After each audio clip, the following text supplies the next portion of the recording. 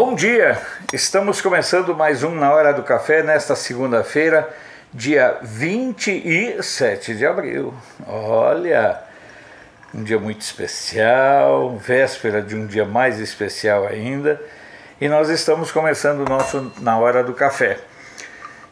Como eu informei na live dessa madrugada, que eu não sei por que até agora ainda não está disponível, durante essa semana todos os recursos advindos do Superchat serão destinados para estruturar o novo cenário do Nas Asas do Coração. Importante, as pessoas que contribuírem com um mínimo de R$10 terão seus nomes inseridos como agradecimento na vinheta de encerramento do programa, certo? Desse novo espaço. Se a pessoa contribuir 1, 2 ou 10 vezes, é uma vez só que vai. E será em ordem alfabética e sem indicar qual o valor que essa pessoa contribuiu. A contribuição mínima, lembrando, é de R$10 por vez. Os investimentos serão madeira, luz, som, tripés, essas coisas que fazem parte de um cenário. Valor estimado entre R$1.500 e R$2.000, tá combinado? Então o Superchat é voltado para a construção desse novo espaço. Estamos começando o nosso Na Hora do Café, já passando o cafezinho aqui. Você já passou o seu café? Rapaz, quem esteve na live da madrugada pôde perceber que a jumentaiada descobriu o canal da gente, né? E descobriu e foi torrar a paciência. Hoje à noite eu pretendo já ter a definição do auxílio de alguns moderadores, porque senão a gente não consegue interagir, porque fica tendo que acompanhar muito mais ali os haters, né, e outras figurinhas do submundo da esquerdalhada do que propriamente interagindo e conversando com as pessoas, mas está sendo uma belíssima de uma experiência. Bom, vocês têm acompanhado aí o desdobramento do episódio da saída do ex-ministro da Justiça. Eu não sei qual a sua avaliação. A minha avaliação é muito simples e é muito básica até mesmo. Saiu. Eu não votei nele para ministro, para presidente, não votei em nada. Quem eu votei foi Bolsonaro. Mas o que eu quero falar nesse começo, nessa abertura, é que não sei se vocês perceberam, mas o Bolsonaro, além de presidente, além de tudo que ele tem que fazer, ele também é um caça-vazamentos. Se vocês forem remontar o começo do governo de transição, havia vazamento de informação pra caramba, né? Toda hora saía alguma fofoca, algum disse-que-me-disse do submundo, daquela base de informação ali. E havia uma preocupação muitas vezes, de onde é que vem esse negócio? Quem está passando essas informações? Quem está dizendo isso? Quem está dizendo aquilo? Depois se soube que havia duas fontes principais de vazamento, que era a Joyce e o Bebiano. O Bebiano faleceu, mas antes disso tinha sido defenestrado do governo. Eles eram duas fontes permanentes de alimentação. Aí, essas eram as fontes que as pessoas observavam. Depois entrou o Santos Cruz, que era um vazador, pelo amor de Deus, ele era um vazador para os mesmos de sempre. Para os mesmos portais, TVs, sites, não precisa nem falar quais são. Mas se vocês quiserem eu falo. Cruzoé, Antagonista, Folha, Globo, basicamente esses quatro aí eram os que se alimentavam das fofocas do submundo do governo e das articulações e do diz-que-disse, levando recado, trazendo recado.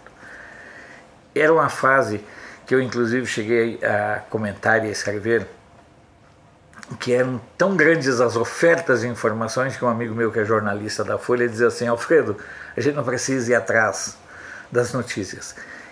As pessoas estão correndo atrás da gente para passar as informações. Aí passou, o Santos Cruz foi defenestrado, caiu mais um pouco o número de informações do governo. No entanto, uma das fontes, principalmente para a Globo e para o Antagonista, sempre foi o ex-ministro da Justiça. Sejamos francos. Desde a época da Lava Jato, o Moro fazia vazamentos seletivos sempre para a Rede Globo. E ele manteve essa estratégia, essa aliança, esse acordo com a Globo. Eu acredito que a partir de agora nós teremos uma diminuição na quantidade de fofocas envolvendo alguns assuntos internos do governo, alguns vazamentos internos. Eram muito evidentes que certos vazamentos era fácil detectar quem estava fazendo. E basicamente eram questões envolvendo ali o Ministério da Justiça, porque ele é um ministério fundamental para o governo. Então o que eu vejo hoje, que talvez o Bolsonaro, além de ser presidente, ele tenha tido uma perspicácia e também fechado um vazamento. Então, por isso que eu falo que além de presidente, o Bolsonaro também é um eficiente, eficaz e firme caça-vazamentos. Porque, cá entre nós, trazer para o setor público certas manias, certos hábitos e certos interesses pessoais não faz bem a nenhum governo. Certo? Vamos tomar um cafezinho?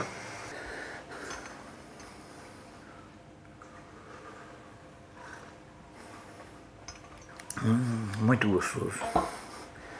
Esse também é lá da Fazenda São Judas Tadeu, do Antônio Rigno, lá de Piatã, na Bahia. Excepcional café. E se você gosta de bons cafés, faça como tantos estão fazendo. O Milton mandou um print nas mensagens que as pessoas mandam. Eu vi esse café no YouTube com Alfredo. Poxa, eu fico feliz da vida. Então, o delivery do Black Prime, certo? Que continua fechado, porque está tudo fechado, é 61 30 21 19 20. Vamos lá, vamos retomar a nossa caminhada rumo aos 100 mil, lembrando que parece que parou a sangria de perdermos inscritos por conta de nós termos nos posicionado como devemos posicionar em todos os sentidos. Perdemos aí algo como 300, 400 inscritos, mas já fomos recuperando alguns, já recuperamos aí uns 40, 50 de ontem de tarde para cá. Vamos continuar crescendo e mantendo o mesmo ponto de vista e a mesma coerência. Eu não votei em Moro, é isso. O meu mantra é esse. O Moro caiu? Não, eu não votei em Moro, eu votei no Bolsonaro. Lembrando que então o superchat dessa semana, todo ele é voltado para a questão de nós construirmos o cenário, tanto no IETS quanto na hora do café. Começa a liberação dos saques em dinheiro do auxílio emergencial, começa hoje para os trabalhadores nascidos entre janeiro e março, que receberam o depósito na conta poupança social digital da Caixa, aberta especificamente para esse programa. Começa hoje. Foram registrados 4.286 mortes provocadas pela Covid-19 em todo o país. Isso dados até ontem. Lembrando que a atualização é mais complexa porque é feita a partir de dados dos estados. E agora, o que eu percebi é que o Globo parou de usar como referência os dados do governo federal e passou a usar os seus dados. É um mundo paralelo, totalmente paralelo. E são 63.100 casos confirmados. E os casos curados nesse levantamento do Globo é de 8.000. Certo? Enquanto que os dados oficiais do Ministério da Saúde apontam mais de 30.000 curados. Agora é guerra, né? Porque vamos girar o Brasil nas manchetes. Correio do Povo de Porto Alegre. Capital gaúcha tem novo ato de apoio a Bolsonaro e contra Congresso e STF. Engraçado que teve atos em todo o país e a mídia não deu uma linha. Depois não sabem porque não tem mais credibilidade. Negam a realidade. Gazeta do Sul. Reajuste no salário dos servidores causa polêmica em Pantano Grande. Olha, Pantano Grande é um município daqueles que tinha que fechar, que tinha que deixar de ser município. Tem 8, 9 mil habitantes, não por conta disso, mas porque não tem condições de se sustentar financeiramente. E ainda assim, a Prefeitura encaminhou à Câmara dos Vereadores um projeto que concede reajuste linear de 8% no salário de todo mundo, inclusive cargos comissionados, vereador, quase da Prefeitura, também seria concedido ao prefeito, ao vice e aos 9 vereadores, como todos os cargos comissionados. Um vereador mesmo da base governista protocolou emenda para retirar os agentes públicos, mas a emenda acabou vetada, essa que tirava os agentes políticos do raio do alcance do aumento. A votação do veto será feita amanhã à noite, mas é um absurdo que num processo de pandemia se dê aumento salarial. Por isso que o governo não pode socorrer municípios não, me desculpe, sendo bem sincero. Jornal NH. Além da Covid-19, dengue também é desafio na região. Começaram a se lembrar que existe dengue. Com 374 casos de coronavírus, capital tem 259 pessoas curadas. 111 estão em acompanhamento e houve 4 mortes. Eu sempre digo assim, é só você fazer um percentual de 374 casos com 4 mortes, você verá que o índice de letalidade dele é um pouco superior a 1%. Gazeta do Povo. Viagens de Lula para palestras para empresas custaram 1,1 milhão para os cofres públicos. Ou seja, o canalha viaja para receber dinheiro da propina, da lavagem de dinheiro, e quem paga as custas de viagem dele e dos assessores dele somos nós. Que maravilha! Tem coisa melhor, mais fácil e mais lucrativa do que ser canalha nesse país? Se tiver, vocês me avisam. Folha de Londrina. Paraná tem o menor número de confirmados com o vírus chinês dos últimos 7 dias. A gente começa a pensar, será que o pico já passou, o pico não veio ou o pico foi na veia de alguns ilusionistas? Diário dos Campos de Ponta Grossa. Máscara é obrigatória em Ponta Grossa a partir dessa segunda-feira, dia 27. Jornal do Comércio. Atrativos turísticos do Recife recebem máscaras contra o coronavírus. Uma atitude bonita, gostei. O Fluminense de Niterói. Mais de 47 mil latas de cerveja são apreendidas por fraude fiscal na Ponte Rio-Niterói. Não, isso aí é sacanagem, né? 47 mil latas. Folha Vitória. Escolas devem continuar fechadas no mês de maio no estado. Jornal Extra de Alagoas. Procon vai intermediar acordo entre pais e escolas em caso de impasse. Tribuna do Norte de Natal. Queda na arrecadação de impostos do Rio Grande do Norte deve superar 55 milhões. Correio da Paraíba. Mês microempreendedor individual representa 75,6% do total de pequenos negócios na Paraíba. Principal atrativo, facilidade, pouca burocracia e nada de necessidade de documentação contábil e outras coisas. O Liberal de Belém. Prefeitura proibirá atividade comercial em geral em Belém. É fechar tudo. A exceção ficará por conta das atividades essenciais à vida, à saúde e segurança dos cidadãos. Então os bares vão ficar abertos, né? Porque é serviço essencial à vida, né? A região de Itabuna. Governador do PT ameaça trancar Itabuna e Ilhéus. Com um discurso que beirou autoritarismo, o governador Rui Costa, mas do PT, um discurso autoritário do PT, isso é redundância, né? Ele que não tem investido quase nada em Itabuna para combater o coronavírus e as outras doenças, se irritou com o número de casos da cidade e de Ilhéus, apesar deles serem baixos. Só para lembrar, Itabuna tinha até sexta-feira 113 casos e Ilhéus 134. Mesmo assim, o petistinha ameaça trancar as duas cidades. A vontade de ser tirano, de ser xerife, desta cambada de vagabundo é uma coisa assustadora.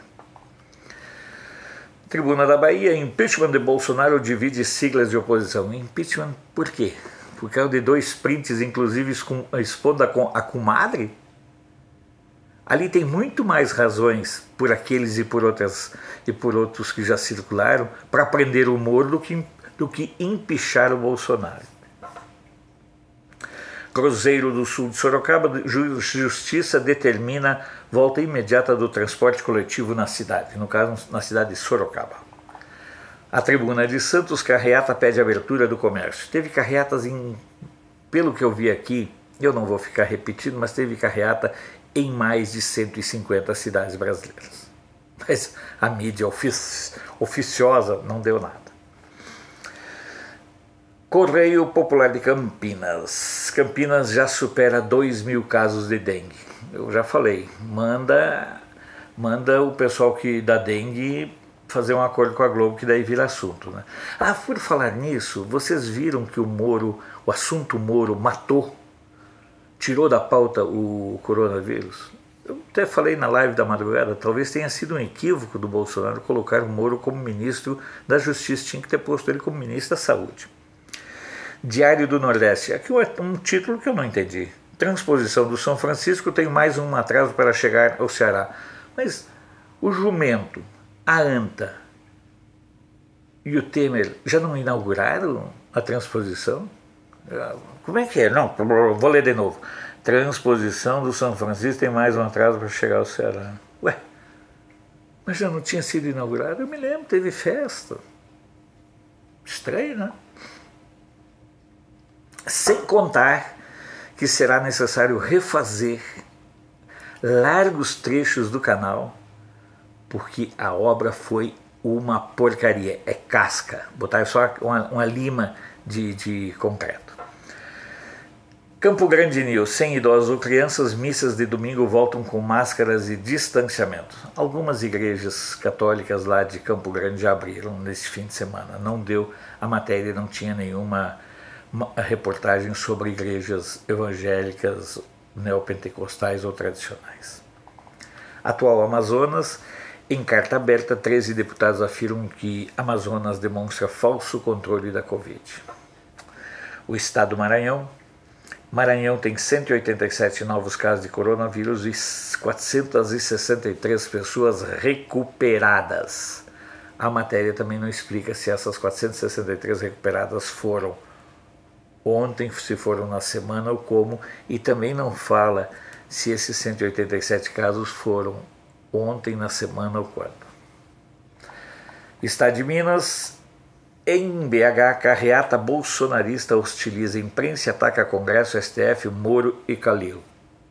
Ué, vai elogiar a imprensa? Vai? Pra quê? Se ela se justifica em todas as críticas que são feitas a ela. Questão do Congresso, lógico que tem que atacar. Fora Maia, fora Alcolumbre, fora Centrão. STF, a questão da estrutura, Moro pelas razões sociais e Calil, porque vou te contar, pode ter sido um bom presidente do Atlético, mas para falar besteira, pensa um cara preparado. Diário do Rio Doce de Governador Valadares, decreto traz escala de horários para comércio de Valadares. Tribuna de Minas, lá de Juiz de Fora, reposição de aulas pode avançar nas férias e terminar em 2021 lá na cidade. Folha da Manhã de Passos, Procon investiga preços de combustível em Passos. Cabe lembrar que faz uma semana mais ou menos, a manchete eu usei ela na segunda da semana passada, mas apontou que Passos, junto com Frutal, eram as duas cidades de Minas com a gasolina mais cara, apesar dela sempre ir baixando na bomba, mas continuava em R$ 4,99. Oh, meu Deus do céu! Triângulo Notícias, líder de direita em Patos de Minas, diz que continua apoiando o Bolsonaro. Ué, e apoiar quem?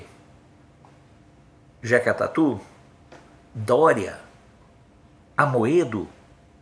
Ué, não é a questão de ter um ídolo, mas a direita hoje no Brasil só tem que apoiar o Bolsonaro, é ele que está na presidência. Jornal de Uberaba, Zema debate com governadores medidas para a retomada da atividade econômica dos municípios. Vamos para as redes sociais. Jornal da Cidade Online, abortistas sofrem derrota no STF. De Brasília, com o CNE, né, vota nesta terça diretrizes para reorganizar o calendário escolar. E o Misto Brasília destaca que o transporte público no DF volta ao normal no dia 4 de maio. Vamos dar uma passada em agências, sites e jornais pelo mundo, lembrando que a partir de hoje nós também colocamos um jornal da Argentina, o Todo Notícias, certo? Então, El País de Montevidéu, saúde fiscalizará bares, lanchonetes e restaurantes que voltarem a funcionar.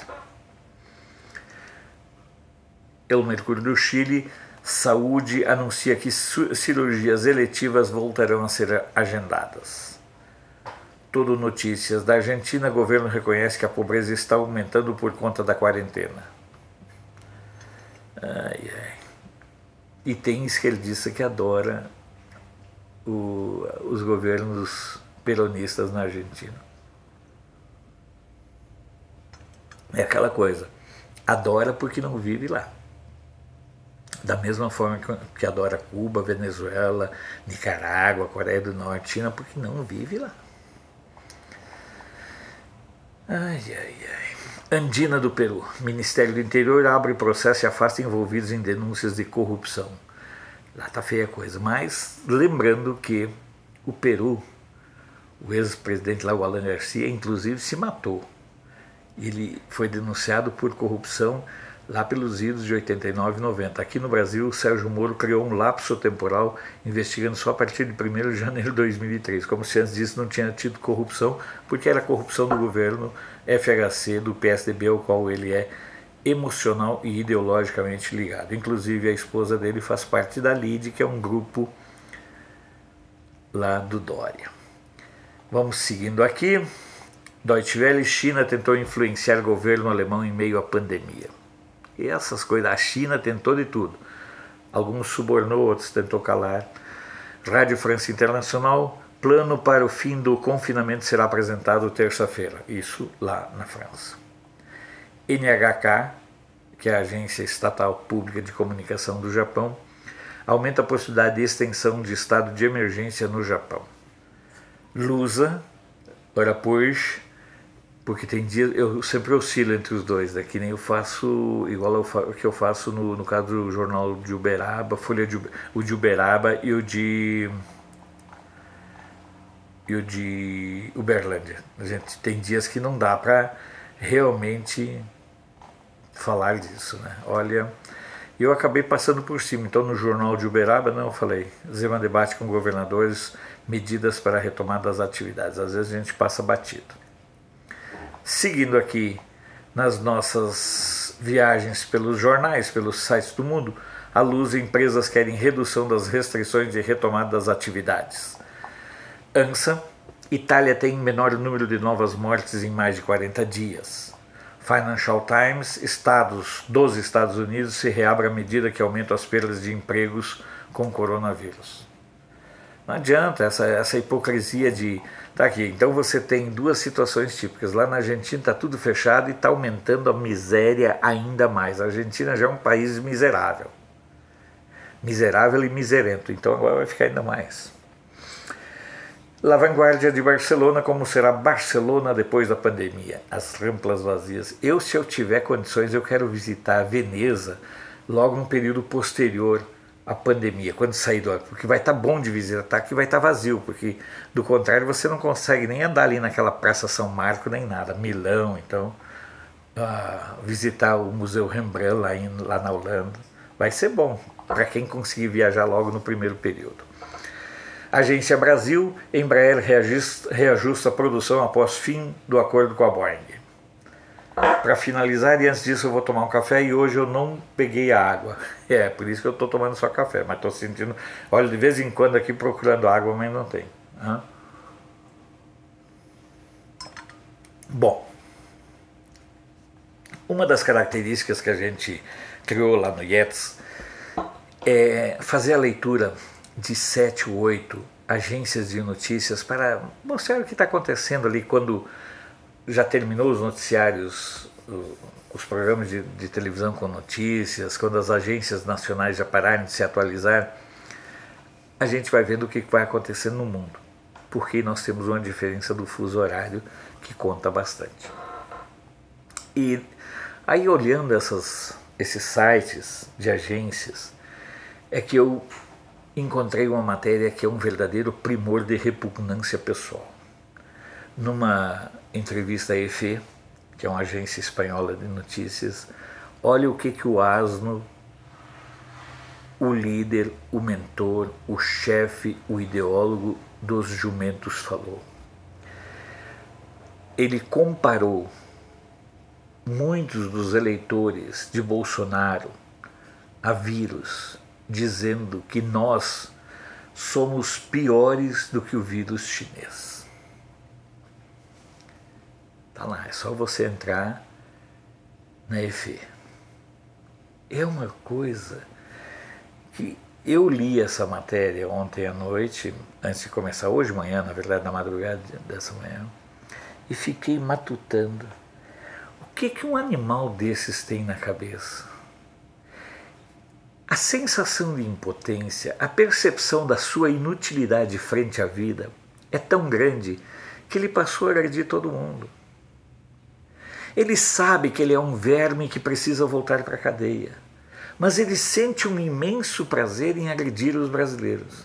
Ele já agrediu os brasileiros honestos e teve entre os brasileiros honestos quem acreditou nele em 2002 e votou nele. E ele passa agora a usar os correspondentes estrangeiros, que é outra naba, outro bando de militantes políticos, e ele passa a agredir. Usa esses espaços para nos agredir e para agredir o Brasil e ajudar a denegrir a imagem do Brasil lá fora. Os três que têm mais espaço lá fora é Fernando Henrique Cardoso em termos de Portugal, o Haddad em alguns momentos e o Lula. O prazer deles é denegrir o Brasil e os brasileiros. Eles não conseguem assumir a sua impotência, o fato de serem minoritários dentro da sociedade brasileira, e passam a nos agredir, e passam a mentir e em ter espaços para mentir. É uma situação vexatória, mas que deve servir sim para que nós nos lembremos sempre da importância de nós nos mantermos unidos. Eu não sei se você já viu um videozinho muito elucidativo, muito elucidativo. Olha, esse vídeo ele é realmente, ele retrata dois servos brigando e outros dois servos daqui olhando. Lá estão os dois lá, se chifrando, se atacando. Os dois daqui que não estavam envolvidos saem. E os outros dois que continuam se chifrando, eles não percebem a aproximação de um leão. E continuam até que o leão ataca um deles. Esse é o nosso risco. O nosso risco é muitas vezes nós nos engalfinharmos em lutas entre nós sem termos a plena consciência e percepção de quem é o nosso verdadeiro inimigo, sem termos a clara visão de quem é verdadeiramente que quer nos separar. É uma situação que eu faço questão de reiterar porque nós precisamos estar atentos a isso. Essa estratégia de dividir o campo conservador com picuinhas, tipo eu tenho visto aí no Facebook, ai Moro, não sei, vá para o raio que os parta o Moro e seus militantes. Moro não foi candidato. O candidato que pegava o Moro e anunciava o Moro como seu futuro ministro da Justiça foi o Álvaro Dias, do Podemos, que teve 858, 880 mil votos, sei lá eu qual. Então vamos tentar ser um pouquinho inteligentes, porque os asnos, FHC, Lula, Ciro, eles estão o tempo todo feito esse leão tentando atacar. Enquanto nós ficamos ali trocando jabs, os canalhas se organizam, usam os meios de comunicação do exterior. E aqui no Brasil, usam os meios de comunicação lá do Nordeste, porque eles dependem do dinheiro dos governos da esquerda lá do Nordeste, e em São Paulo, com a Folha de São Paulo. Então é preciso que a gente fique bem atento quanto a isso, para que a gente tenha clareza, volto a dizer, de quem é o nosso verdadeiro inimigo. Não adianta nada a gente ficar se dividindo para facilitar a vida do pessoal, dos isentões. Eu lamento pelos isentões, mas eu quero que eles se ferrem. Os que saíram do meu canal, uma pena, tem pessoas que eu gosto, mas são pessoas que acham que o Moro é alguma sumidade. Ele é um sumidouro. Eu acredito que em mais 5 dias, parece que ele vai no Roda Viva para ser bajulado, e depois disso vai ter o espasmo dentro do Congresso para que tentar uma CPI, o Celso de Mello vai com aquela boca mole dele tentar ver crime, onde o único crime é a presença dele mesmo no STF, que já está pagando hora para sair de lá. Então, vamos ficar atentos, porque eles vão continuar nos fustigando. E isso faz parte de uma estratégia que o FHC tem manifestado várias vezes.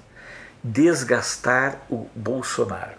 O impeachment nesse momento é impossível, segundo o FHC, mas é preciso desgastá-lo. E dia desses me perguntaram quem são as cabeças da esquerda. Eu penso sempre o seguinte: eu creio que atuam em conjunto, o Zé Dirceu e o FHC. Nada me tira do meu universo, da minha referência, da minha compreensão de que os dois não atuem juntos. Porque se o FHC é o pai da moderna roubalheira política no Brasil, Zé Dirceu foi aquele que transformou o delito em norma administrativa e ação política, porque isso faz parte do ideário marxista. Roubar, roubar, roubar, roubar e destruir. Não vamos ser que nem os dois servos brigando, porque não são nem leões, na minha opinião. Na minha opinião, são as hienas. Continuam nos cercando. E muitas vezes, muitos de nós acabamos caindo nessa armadilha que eles são especialistas em fazer. Porque se tem algo que a esquerda sabe fazer com maestria, com genialidade, é destruir. O único sentido da existência da esquerda é a destruição. Me digam alguma coisa edificante que a esquerda tenha feito nos últimos 200 anos e eu poderei abrir mão dos meus conceitos. Mas a esquerda só destruiu. A esquerda só vive da destruição. E chego a pensar até como realmente é forte, é resistente a questão das muralhas da China.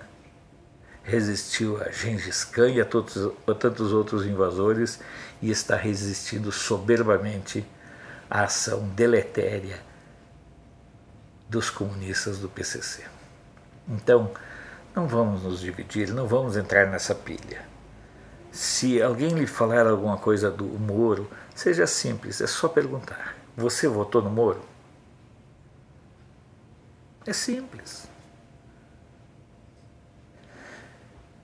Mas que é difícil a gente aguentar de ver e de ler como eles são canalhas. Isso é difícil. Um bom e abençoado dia, uma boa e abençoada semana para todos nós. Lembrando que à 1h nós teremos a nossa live e vamos nos conversando. Lembrando que o Superchat dessa semana, de hoje até sábado, ele é voltado para a estruturação Nas Asas do Coração, que é um novo espaço que nós estamos elaborando para rechear, para dar mais alternativas dentro do canal de Brasília. Nos vemos de novo amanhã e fiquem todos com Deus.